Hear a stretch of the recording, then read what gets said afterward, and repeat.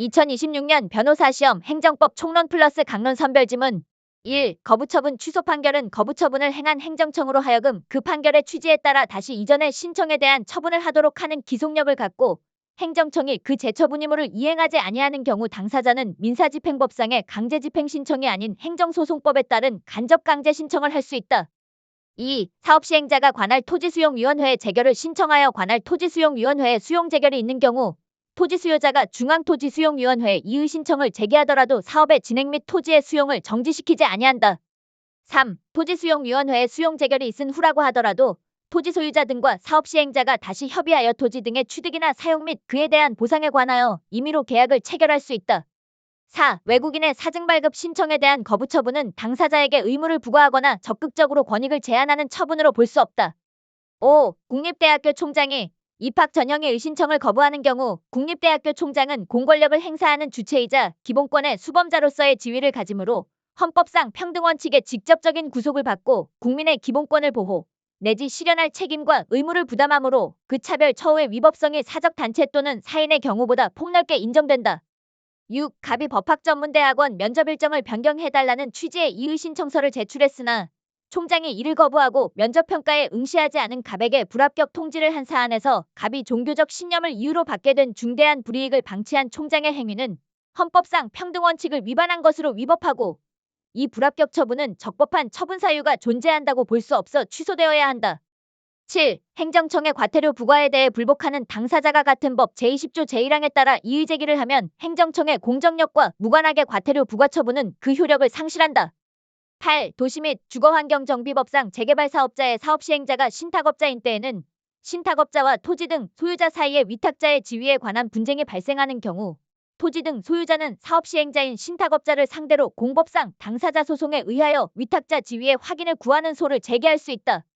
9. 행정소송법에 의하면 행정소송에도 민사소송법의 규정이 일반적으로 준용되므로 법원으로서는 공법상 당사자 소송에서 재산권의 청구를 인용하는 판결을 하는 경우 가집행을 선고할 수 있고 이는 국가를 상대로 하는 당사자 소송의 경우에도 마찬가지이다. 10. 산업 집적 활성화 및 공장 설립에 관한 법률상 입주계약 체결에 따라 공장 설립 승인을 받은 것으로 의제되는 경우에도 그 공장 건물을 건축하려면 건축법상 건축허가와 국토의 계획 및 이용에 관한 법률상 개발행위 허가를 받아야 한다. 11. 처분이 있음을 안 날부터 90일 이내라는 취소소송의 제소기간은 불변기간에 해당하므로 당사자가 책임질 수 없는 사유로 기간을 준수할 수 없었을 때에는 추후 보완이 허용된다.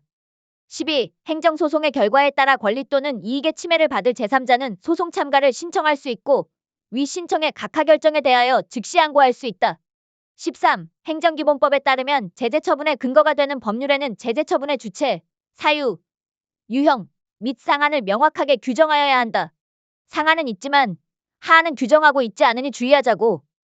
14. 공정거래위원회가 하도급거래 공정화에 관한 법률을 위반한 원사업자 또는 수급사업자에 대하여 그 위반 및 피해의 정도를 고려하여 부과하는 벌점은 법정 기준 이상으로 누적되어야만 장차 후속 처분으로 입찰 참가 자격이 제한되고 영업이 정지될 수 있는 등의 공법상 의무 책임이 구체화되므로 이러한 벌점 부과는 단순한 사실행위에 해당한다. 15. 공증인의 집행증서 작성 사무에 관한 사항을 정한 집행증서 작성 사무 지침은 행정규칙에 해당한다. 16. 수용자가 지닐 수 있는 물품의 범위에 관한 사항은 전문적 기술적 사항이자 경미한 사항으로서 업무의 성질상 위임이 불가피하다고 할 것이고 이를 예규와 같은 행정규칙에 위임하였다고 하여 헌법에 위반된다고 할 수 없다. 플러스 강론 이런 알짜배기는 처음이지. 1. 지방자치단체의 장은 이송받은 조례안에 대하여 수정하여 제의를 요구할 수 없다. 2. 지방자치법 제22조 제1항은 주민감사를 청구한 주민에 한하여 주민소송을 제기할 수 있도록 하여 주민감사 청구 전치를 주민소송의 소송요건으로 규정하고 있으므로 주민감사 청구 전치 요건을 충족하였는지 여부는 주민소송의 수속법원이 직권으로 조사하여 판단하여야 한다. 3. 지방자치법 제22조 제2항 제1호의 중지청구 소송 즉 해당 행위를 계속하면 회복하기 어려운 손해를 발생시킬 우려가 있는 경우 그 행위의 전부나 일부를 중지할 것을 요구하는 소송은 해당 행위를 중지할 경우 공공복리를 현저하게 해칠 우려가 있으면 제기할 수 없다. 4. 지방자치법 제22조 제2항 제4호의 주민소송을 제기하는 자는 상대방, 재무회계 행위의 내용, 감사 청구와의 관련성, 상대방에게 요구할 손해배상금 내지 부당이득금 등을 특정하여야 한다. 5. 지방자치법상 주민들이 주민감사를 청구하거나 주민소송을 제기하는 단계에서는 해당 사무의 처리가 법령에 반하거나 공익을 현저히 해친다고 인정될 가능성을 주장하는 것으로 족하여 해당 사무의 처리가 법령에 반하거나 공익을 현저히 해친다고 인정될 것이 주민감사 청구 또는 주민소송의 적법 요건이라고 볼 수는 없다.